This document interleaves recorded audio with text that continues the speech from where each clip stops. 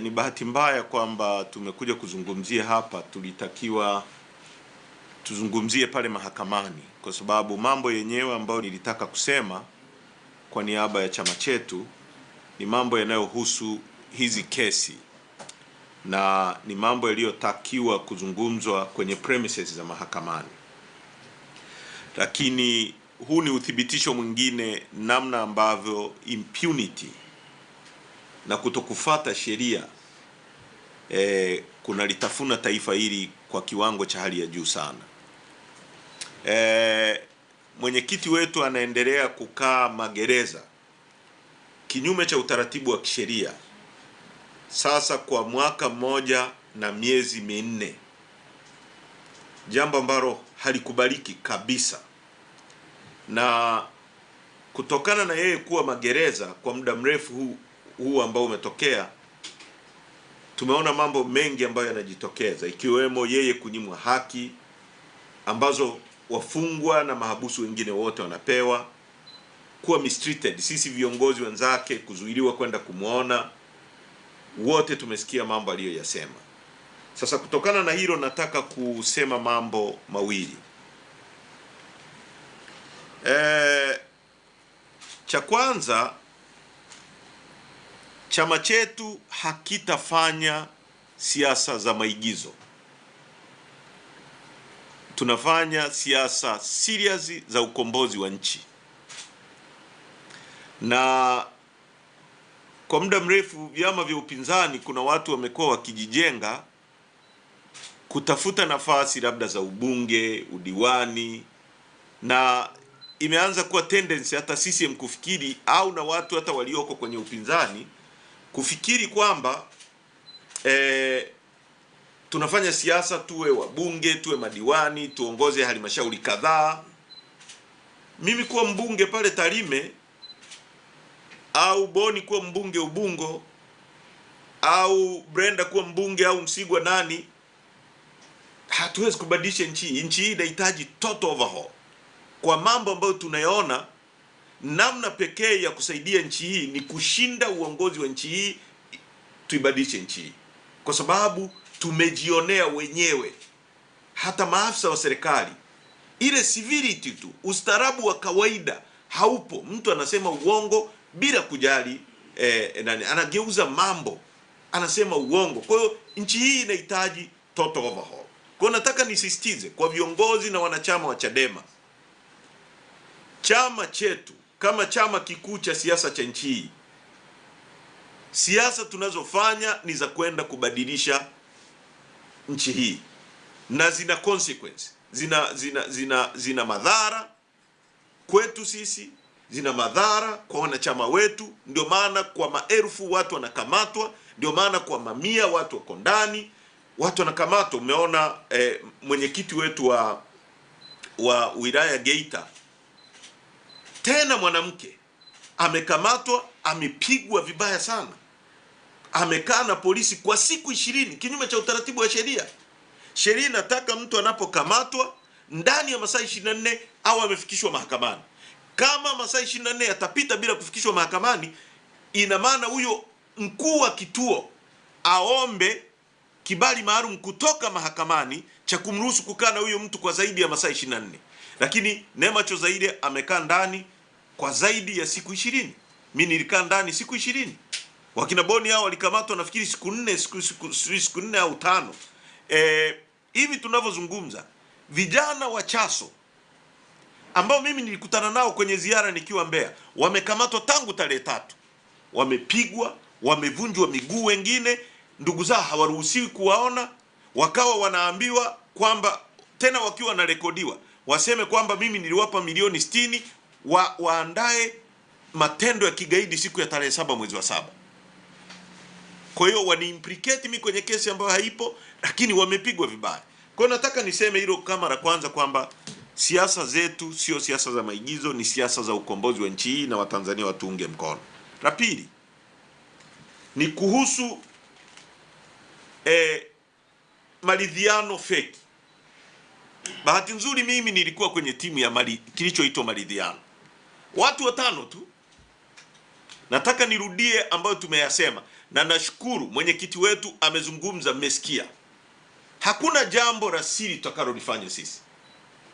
Mambo yanayohusu mazungumzo ya aina yoyote kuhusiana na kutatua mzozo mkubwa uliopo na mkwamo kwenye nchi hii ni mambo yanayohusu wananchi, sio mambo yanayohusu watu wachache.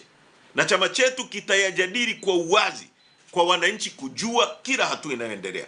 Cha kwanza tumesema, na ndio msimamo wa kamati kuu, hakuna mazungumzo yoyote yatakayoongozwa na mtu yoyote isipokuwa mwenyekiti mwenyewe awe nje. Kwa kama kuna njia ya kuanza kuzungumza, lazima kwanza mwenyekiti wa chama chetu mwenyewe awe nje na vikao videcide. Cha pili, hakuna mazungumzo tutakaozungumza bila mediator. Sasa juzi tumemsikia Wasira anasema hatutamwachia Lissu. Maana yake Wasira anaelekeza mahakama ya nchi hii nini cha kufanya. Kwa hiyo kauli tunailani na tunasema sisi hatutaenda kwenye mazungumzo ya aina yoyote tukiwa tumeshikiwa bunduki na tukiwa blackmailed. Kwamba blackmail si kufanya mambo ya kihunihuni, kutishatisha watu, kwamba twende kwenye mazungumzo tumepiga magoti. Hakuna mazungumzo yatakayofanyika bila mwenyekiti kuwa nje, hakuna mazungumzo yatakayofanyika bila watu kuwajibika, hakuna mazungumzo yatakayofanyika bila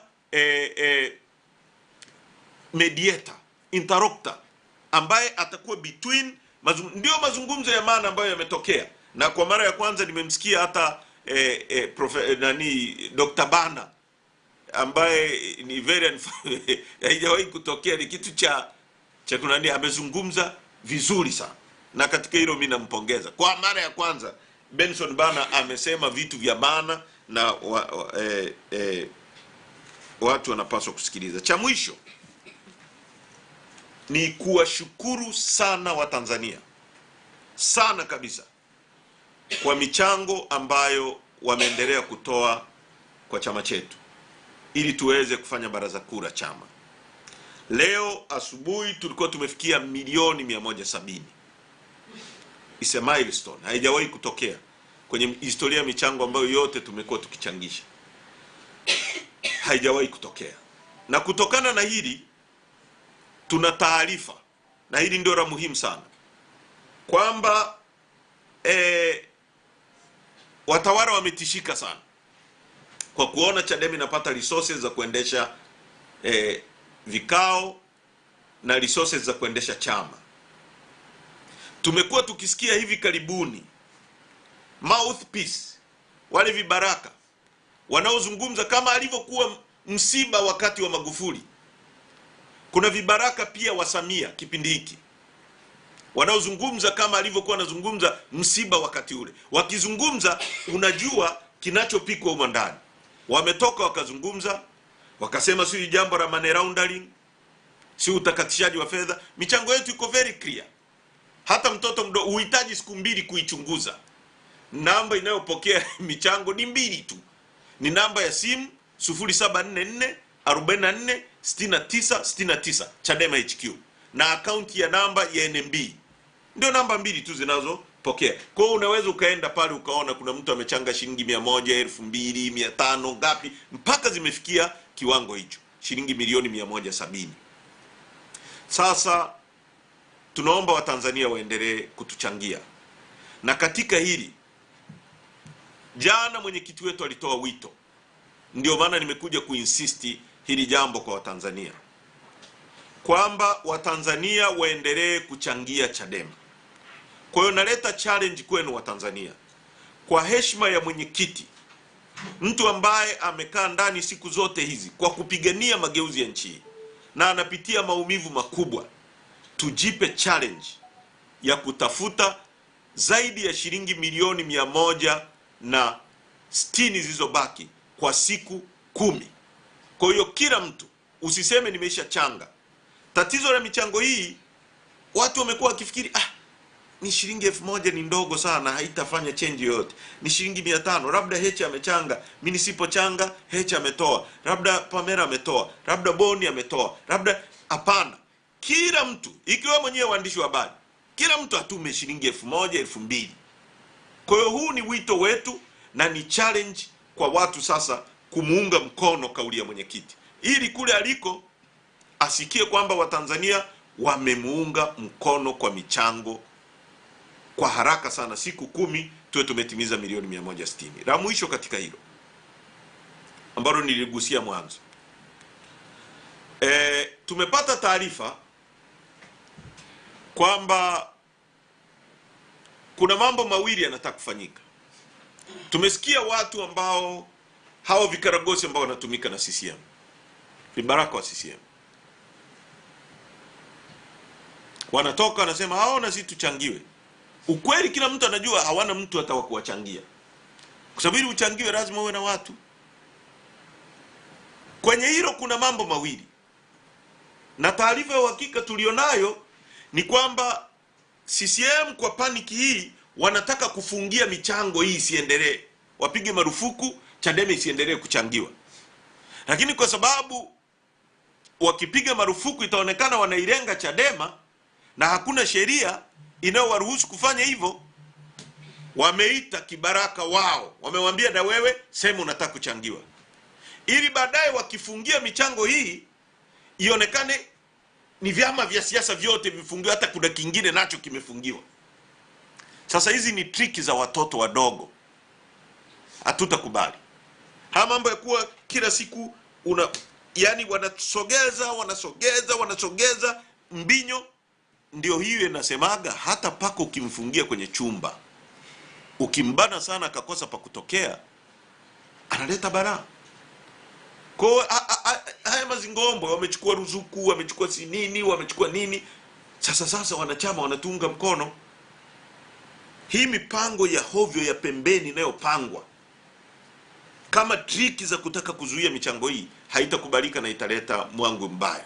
Kwa hiyo wanachama wetu, wananchi waendelee kukichangia chama, na leo mwenyekiti mwenyewe mmemsikia, wale waliokuwa pale jioni wakati tunaagana naye ameniambia tupeleke moto. Sasa kama bosi mwenyewe amesema tupeleke moto, nyie mnasemaje? Sisi ni kupeleka moto tu, ndio kauli yake. Amesema you have 100% support from me. Kwa hiyo peleka moto.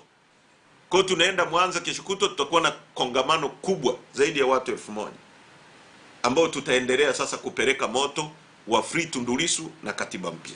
Kwa hiyo kwa jioni hii mambo yangu ni hayo, na sitegemei maswali. Asanteni kwa kunisikiliza.